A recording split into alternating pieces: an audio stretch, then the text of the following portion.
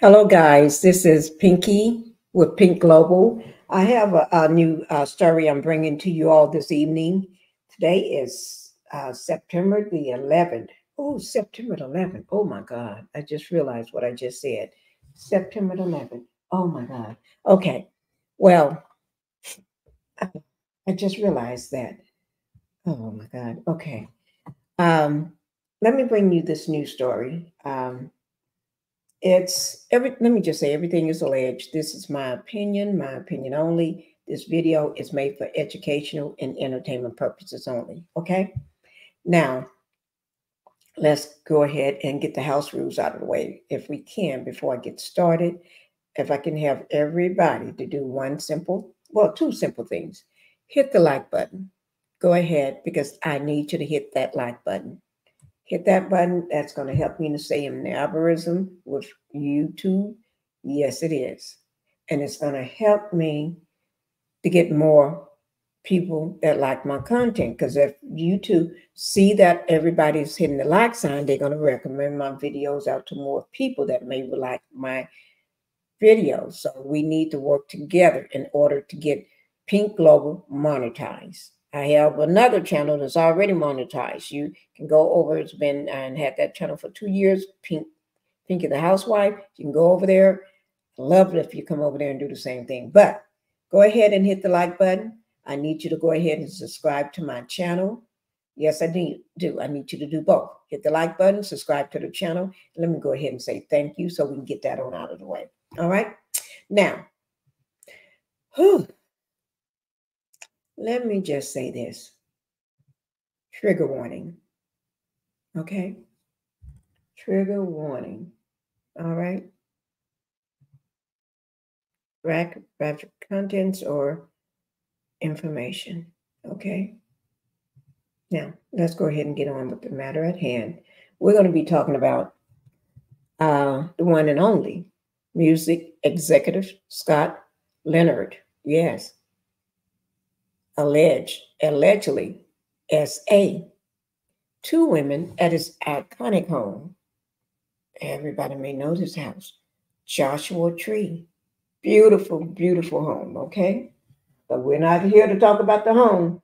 We're here to talk. We can talk about the home too, but we're going to get the matter at hand first, okay? Music executive accused and is luring people to this beautiful, you see that beautiful home like no other.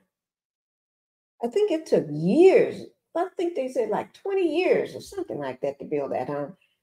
Let me see how many years. I think it is 20 some years to build that home. I don't think I would be sitting around for 20 some years to build a house. Oh my Lord.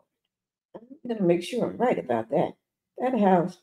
Yeah, but anyway, let me just make sure I said that right 20 some years because I don't want to say 20 some years and it took 10 years. I doubt if it was 10. I don't think it was 10 at all. So, but I tell you this, that house got his own Instagram account. Yes. Got his own Instagram account. It was commissioned by an artist couple, Bell and Jay Doolittle. The home took more than 25 years to complete. 25 years to complete. The unique house has 16,000 Instagram followers. Mm-hmm. The house been the site of music industry parties, like Alicia Keys recently played a private concert there, and was even listed on the Airbnb with 100% of the guests giving it a 5-star rating. But since these allegations broke, the house has been removed from the short-term rental site. The inquiries to the home official Instagram account is at Kellogg_Doolittle_official. Okay. Okay. Let me let you see this house before we get into everything again. Okay. Let me let you see this house. Okay. This is, oh, I need to take that down, don't I? This is inside that iconic house. That's inside of it. I know it don't make no sense. Look at the view. And this house don't make no sense. When I say no, don't make no sense, that's in a good way. I don't mean it's ugly or anything. I don't mean that. When I say no sense, that means it's good. It's really, really good. It's hot. It's popping. It's popping. Okay. It grabs me. Okay. That's what I mean by that. Okay. Let's watch this video of this house so we can get that on out of the way. I haven't watched the video, so I'm counting on it to be a good video. I have not watched this video.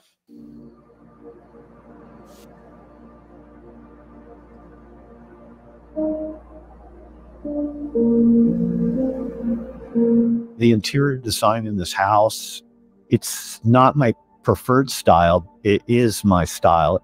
It's my vocabulary, my shapes, and also that's informed by the bones that Ken gave me. It's a reaction to the shapes that he laid down. Over the years, it's still changing and growing. It is almost like a living object. It looks like a living object.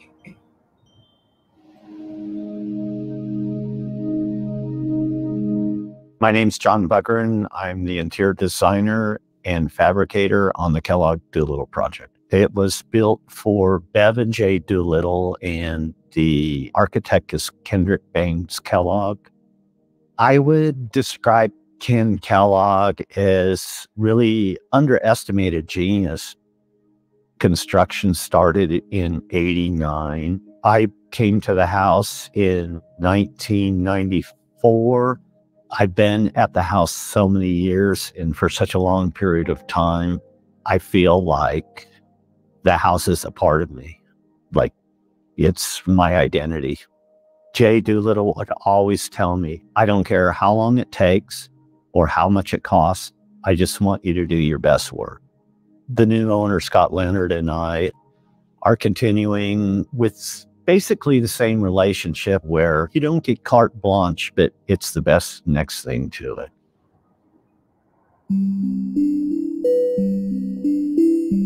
The terrain this house is situated on is 10.5 acres, and it butts up to the Joshua Tree National Forest.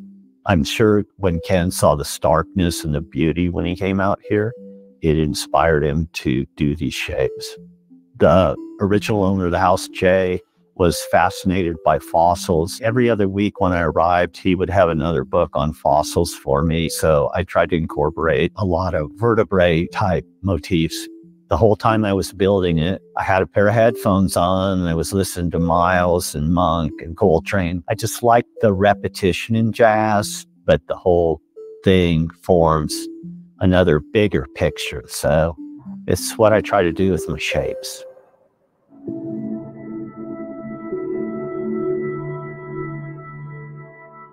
The building on this side is 14 columns, and on that side is 12 columns.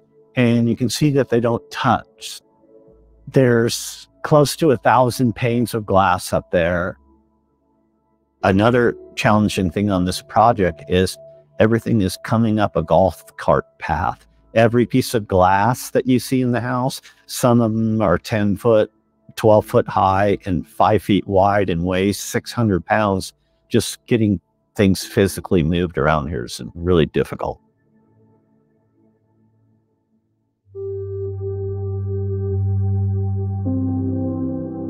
Bev Doolittle was a painter, and she used these two tables here to do her artwork on, and now they're used for dining tables and entertainment. Originally, they weren't supposed to touch the ground at any point, but when the structure was done, and if you took your finger and just touched it, it would just vibrate. So I ended up putting these parts that come up to hold the glass. I lived in Carrara, Italy, where this marble's from. And I had a thin piece of it leaned up against a window, and I saw the light passing through it. And it reminded me of alabaster, which they used to make lampshades out of. The shape is inspired by the early Sputnik satellites that the Russians put into orbit. If you see these things in the dark building, looks like they're floating like stars in the sky. Because I was working on this house well into the evening, I knew how dark it was. When it came time to make the structure here, I decided to turn it into a lighting fixture that could light up the whole house. It was kind of inspired by a skeleton that's been bleached out of the sea urchin. It's got that kind of shape, and it's got the little ridges on it. I always thought those were kind of pretty.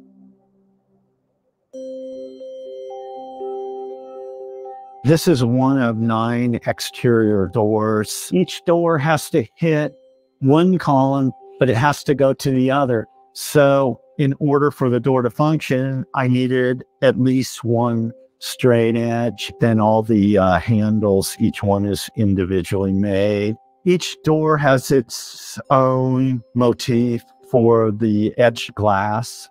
The frosted glass reads as kind of a mint green to me, and there's a lot of plants out in the desert that have that same silvery green tone. This stone structure you see was a planter. It had cactus and plants in it. And Scott said he didn't need another planter, but he would love a bar. Once again, we have the kind of spinal column thing with the ribs coming off. There's 360 of these ribs, and they articulate to form kind of another shape. So if you've ever had a drink standing around a planter, it's just not as great.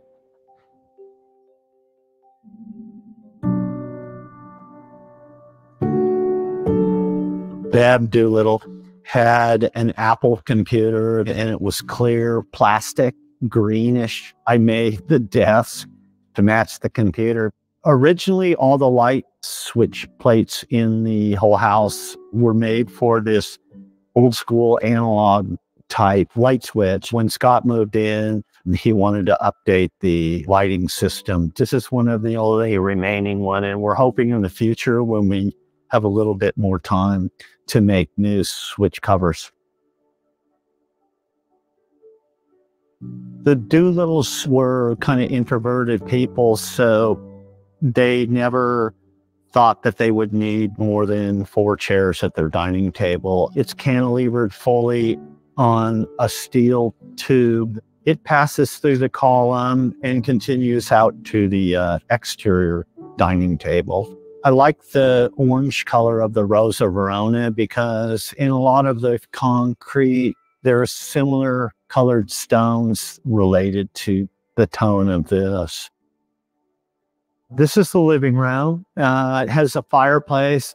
When Ken and I were designing it, he did this concrete shell, and I did this portion. I was kind of thinking one of those sea creatures, I think it's called a nautilus. When I was designing this, I bent the stairs up to continue under this concrete shell, and I think it works pretty well. Jay, the original owner, he used to like to go hiking in the canyons down in South Palm Springs, and he really likes the river rocks. We use these in the bathroom, and this is just a continuation.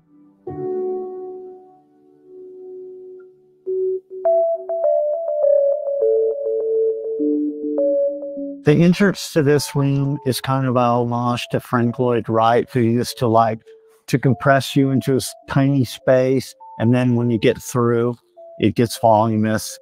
Scott was wanting another bedroom, so we decided to build this bed. It's the biggest thing I've ever built as far as a piece of furniture.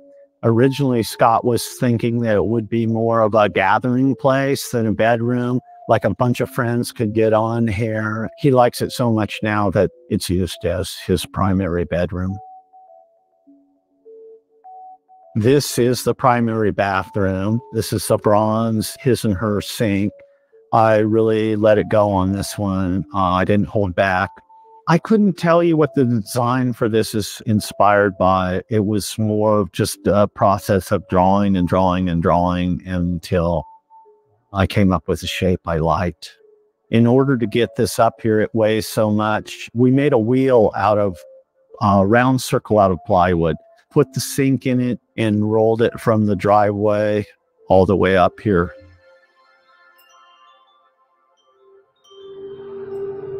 This is a primary bedroom. If you see here, this is the lighting fixture that you saw before. That's where we are. We're on top of that.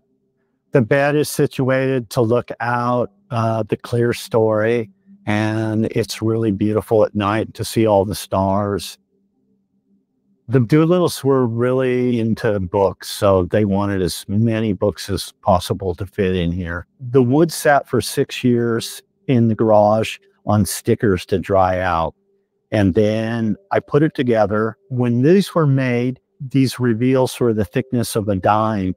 And you can see that even though these have 11 coats of automotive finish on them, what was the thickness of a dime is now almost 3/8 of an inch. You can see how much wood shrinks in the desert. Nowadays, you can't buy this automotive finish. This is highly toxic stuff from the 80s. This room is a guest bedroom. It kind of feels to me like a little cathedral in here. Has a different feel from the rest of the house. If you have the choice between cantilevering and not cantilevering, I always choose to cantilever. So this desk is cantilevered. The bed here has shelves. The marble was in the form of a huge block about the size of a small car, and every piece of marble in here came out of the same rock. We still haven't completed the house, so this is one of those details. I just jimmy rigged something, and these still have to be fabricated. This is the guest bathroom, and it's one of my favorite rooms in the house. I don't know what I was thinking, but I just went crazy with the marble. And I fabricated these sinks and cabinets. I just love the shapes and the volumes. When I was in college, there was a furniture maker there is really famous named Jack Hopkins, and he taught me to make furniture by stacking wood. And then I took his technique and transferred it to marble.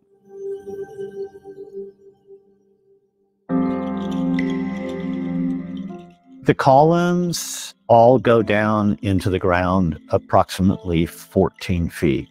The placement of the house was totally up to Ken. It just goes to show you his genius, though, that it's one thing to be looking at a topographical map, but it blows your mind to try to think about how you could place a building in a mass of boulders. It's almost beyond imagination how his mind works. One of the main premises is that the interior and exterior become one as much as possible. The house floor begins at the street and flows through the whole house. The material for it came from a rock slide. It's an exact match in material and color for the boulders that are in the house. The boulders just flow right through the floor out into the landscape. I think this house will be around forever because of the choice of materials. It's basically stone that's been ground up and put back together. I'm a little bothered sometimes by the label of organic architecture. One influence that I never talked about through my whole career was abstract expressionist painting. And you have like Jackson Pollock and you have Mark Rothko, and they're just completely different. To me, I would just say this is like Ken's thing. Like, Ken's an artist.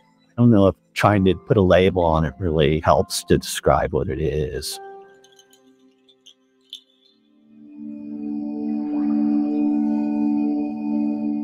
The house, it has a certain austerity to it, but on the same token, I think because of the choice of materials, it feels really warm inside the house to me, but it still has a little bit of edge to it, which I really like. When you have people in this space, it is great. It is really wonderful. Even though it was never made for entertaining, it's the perfect spot to entertain.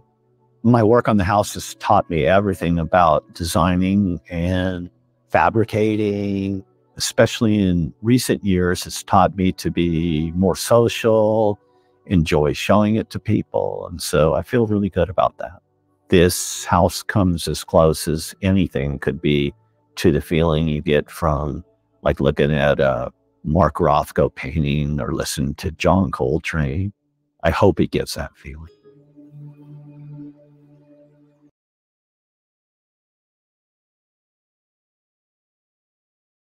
Okay, guys, thank you. I hope you enjoyed the video of the house. Yeah, great house, beautiful home. Never seen a home like that in my life. You know, I've been on a lot of big, beautiful homes, mansions too, but I've never seen one like that. Okay. Whew. Okay. Now, let's not take away from everything else. Okay.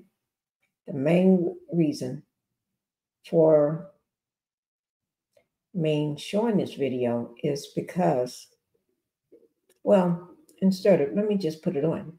Okay. Let me not waste your time in talking about it. I'm going to put it on. All right. Here we go. Wait, just give me one. Oh, I need the, yes, I did. While I'm getting this put up, make sure y'all go ahead and hit that like button. If you haven't hit it, subscribe to the channel. All right. Okay. This is with ABC News, ABC 7, Eyewitness News. That information will be down in my description. Information about the Joshua Tree iconic house also will be down in the description. Also, the information coming from the video from ABC 7 I Watch News would also be in the description. Okay. And so it is the music executive accused of drugging, SAing two women at Joshua Tree home. Okay. And this was done by said Garcia this Wednesday, July the 31st, 2024. Okay. So I'm going to go ahead and play that so you all can watch it. Let me just do this first. Now at 4, two women are coming forward claiming the music executive drugged and assaulted them inside his home in Joshua Tree. The attorney for the women I'm going to try to turn it up. reports after the incidents, but those reports I don't know why it's so low. Eyewitness News reporter Garcia has new details on the investigation. There are two brave women who have come forward. Attorney Nick Rowley is one of the lawyers representing two women who are suing music executive Scott Leonard. The women are accusing Leonard of drugging and sexually assaulting them at his iconic Joshua Tree home known as the Kellogg Doolittle House. We found it listed on Airbnb. Singer-songwriter Jamie Lee Dimes claims this is where Leonard drugged and assaulted her after she accepted an invitation to come to his home to talk about her career. That was in 2022. In a written statement, Dimes says in part, "This incident took away my dreams, the light behind my eyes, and my spirit. And for myself and other artists seeking to navigate the perils of this industry, I won't stay quiet any longer." A year earlier, artist Courtney Barringer claims Leonard did something similar to her, inviting her over to the house, then allegedly drugging her and assaulting her. In a written statement, Barringer says, "Today, I am taking a stand to pursue justice against Scott Leonard, driven by a profound sense of social responsibility to hold this man accountable to his predatory behavior." Leonard has not been charged with the crime. Attorney Nick Rowley says both women filed police reports with the San Bernardino County Sheriff's Department. However, Rowley says those reports were lost. He's managed to escape criminal liability because the San Bernardino County sheriffs lost their records because their system was hacked. And that's why we have the civil justice system, is to hold them accountable civilly. Eyewitness News was able to review a newly filed police report submitted this year to the San Bernardino County Sheriff's Department. We have also reached out to Scott Leonard for comment. We have not received a response. This is a pattern of conduct. And it's the same. He put drugs in both of their drinks. So if he's done it twice, I'm confident he's done it more. Separately, Leonard is also facing criminal charges for a fire in 2022 at a Hollywood recording studio he owned. Those charges have to do with the safety of the building. 26-year-old Nathan Edwards died in that fire. Ozzy Osbourne's daughter, Amy, was injured. Okay, guys. All right. That was the story that I wanted you all to hear. All right. And thank you, guys. And any new information or updated information, I will be bringing it to you, like always. All right. You all have a wonderful